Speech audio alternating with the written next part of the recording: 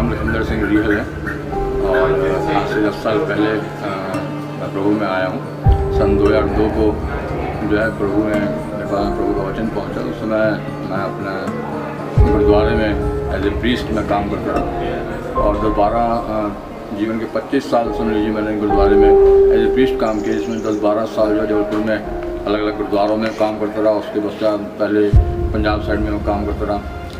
तो इस दौरान जो है सेवाई के गुरुद्वारे की सेवा के दौरान जो है हमारे परिवार में बहुत सी ऐसी परिस्थितियाँ आई कि उसमें जो है मेरी पत्नी के ऊपर में 2 बार जादू टोना किया गया और उसमें जो है मेरी पत्नी मरने के कगार तक पहुँच गई। हमने अपने पूजा पाठ से बहुत कुछ प्रयास किया कि उसको हीलिंग मिल सके, लेकिन कोई भी ऐसा जो हमारा प्रयास जो है वहाँ पर कामयाब नहीं हो पाया। बहुत से लोगों ने बताया, कई चीज़ों को बताया, दुनिया के पास में जाएँ और हिंदू के जो पुजारी हैं उनके पास में जाएँ, सब जगह गए, लेकिन कुछ भी जो है मामला जो है रिलैक्स के सामने नहीं आया। फिर उसके बाद में जो है करते करते जो है हम लोग काफ़ी कर्जे में भी डूबने लगे और एक हमारे परिवार के लोगों से मान चला कि हमारी एक देहरादून में मानता है, वहाँ पर मैं जाऊँ, वहाँ पर अपनी मनौती जो है वो बच्चों की उसको पूरी करके आए। उसके कारण से हमारे परिवार में दुख मुसीबत आ रहे हैं, उसका भी कोई सिलसिला जो है सामने नहीं आया। तो 20-25 हज़ार रुपये हमने इकट्ठा किया, खर्चा किया, लौट करके आया, हमारी स्थिति और बिगड़ गई।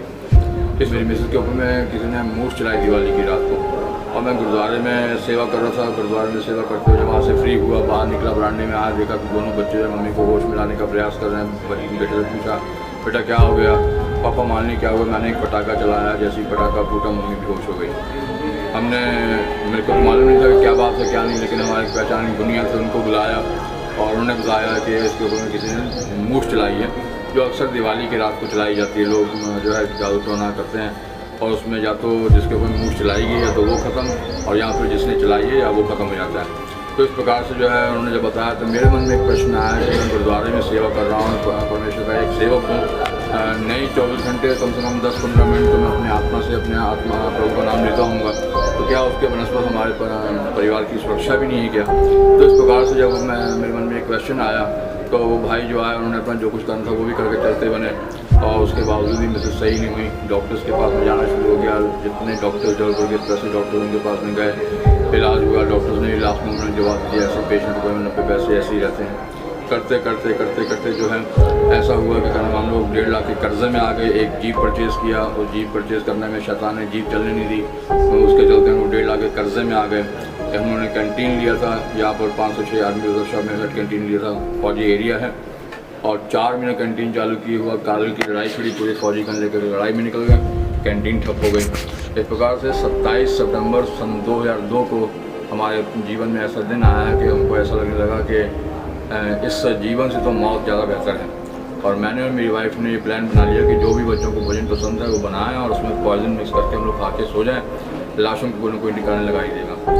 बस इस अंजाम में से गाड़ी यहाँ पर आकर रुकी। घर में अनाज लाने के लिए पैसा नहीं था, तो हम लोग जहर के लिए पैसा कहाँ से लेकर के आए। तो उस समय पर एक प्रभु के सेवक जो है यहाँ पे रांची क्षेत्र में फुल गॉस्पेल चर्च के द्वारा यहाँ पे सेवा करते थे, उन्होंने जो है यहाँ पर जब घर में आए तो उन्होंने पूरी स्थिति को सुना।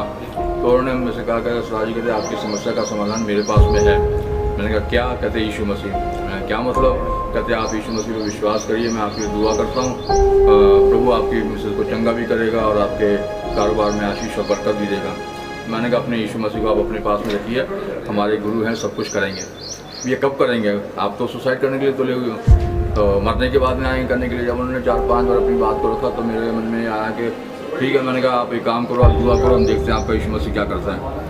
उन्होंने दुआ किया, 2 घंटे तक दुआ करते रहे, वो दुआ पे दुआ करते जाएँ और कुछ भी ना होए। और मैं अपने मन में उनका और यीशु मसीह का मैंने मजाक उड़ाया। मैंने कहा लो इनका यीशु मसीह वाइफ को तो चंगा कर नहीं रहा है, तो बड़ी बड़ी बातें कर रहे थे। लास्ट मोमेंट में 9:30 बज गए, 5 बजे के आया है और 9:30 बजे परिवार के लिए उन्होंने दुआ की और ये बोल के कल मैं फिर आऊँगा दुआ करने के लिए। वो चले गए और जब परिवार के लिए दुआ करके वो गए तो आधे घंटे के बाद में एक कस्टमर हमारे दुकान पे आता है और उसने अपने कपड़े की डिमांड किया। तो मिसेज ने रिफ्यूज़ कर दिया, भैया कपड़े आपके सिले नहीं हैं, आप एक काम करिए कपड़ा ले जाइए कहीं और सिला लीजिए।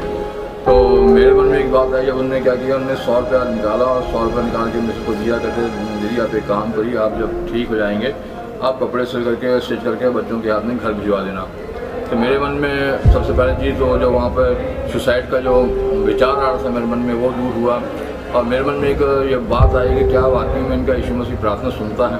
तो ये मेरे मन में बात है। अब चाहे वो भावुकता में हो, चाहे कैसे भी हो, मैंने प्रभु का धन्यवाद किया, राशन पानी मंगाया, खाए पिए सो गए। दूसरे दिन फिर हुआ, मिस ने कहा अगर प्रभु अगर आप में चमत्कार है तो आप एक चमत्कार हमारे मन हमको और दिखाइए।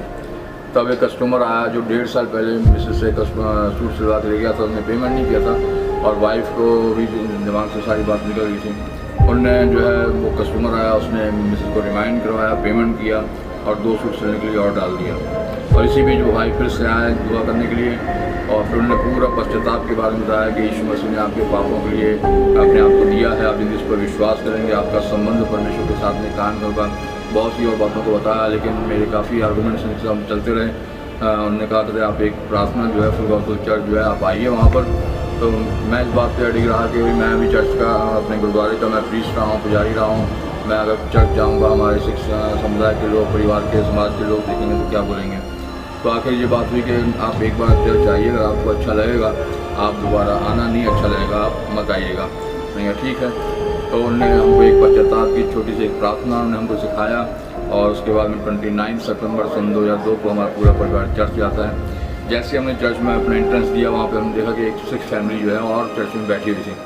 उसको देख करके थोड़ा हमको अच्छा लगा, जाके अंदर बैठे, मैंने पश्चाताप किया और प्रभु से मैं कहा प्रभु अगर वाकई में अगर आप सच्चे परमेश्वर हैं, हम अपने पापों के लिए आपसे क्षमा मांगते हैं और अगर आप सच्चे परमेश्वर हैं या तो आप अपने चमत्कार को दिखाइए, अदरवाइज यहाँ पर हमारा पूरा परिवार मौजूद है। ये लास्ट दरवाज़ा है जहाँ पर हम आए हैं और या तो चमत्कार दिखाएंगे तो यहाँ से हमको आप ऊपर उठा लीजिए।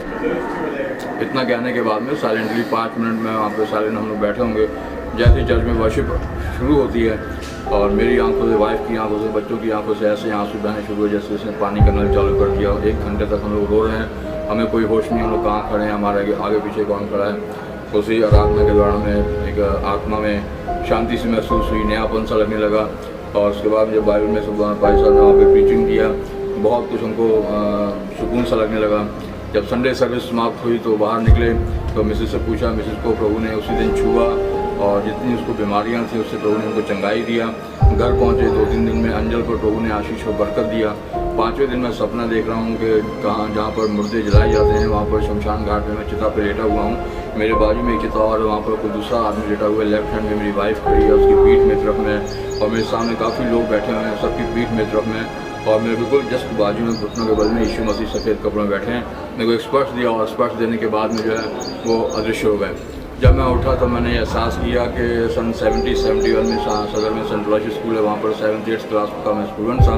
तब से कुछ लड़कों के साथ में बैड हैबिट से सफरिंग कर रहा था और वो बैड हैबिट्स आज से 10 साल पहले मेरे जीवन बनी हुई थी और उन बैड हैबिट्स को मैं शर्म के मारे किसी को बता नहीं पाता था, अपने आप छोड़ भी नहीं पाता था। उन हैबिट्स को प्रभु यीशु मसीह ने अपना एक स्पर्श देकर के मेरे को उससे छुटकारा दिया। और जब अपने छुटकारे को देखा, मैं इसकी चंगाई को देखा, विश्वास और बड़ा मन में एक ही बात है कि यदि अपने जीवन को मैं पूर्ण रूप से मैं प्रभु के चरणों में समर्पित करता हूँ तो कितनी आशीष होगी। इस बात को मद्देनजर रखते हुए 24 नवंबर सन 2002 को मैंने और मेरी वाइफ ने अपने जीवन को प्रभु के चरणों में सौंपा। हमारे फुल गॉस्पेल चर्च के मेन पास्टर डेविड उनके द्वारा कैरोस में हमने बैप्टिज्म लिया, अपना जीवन प्रभु के चरणों में सौंपा।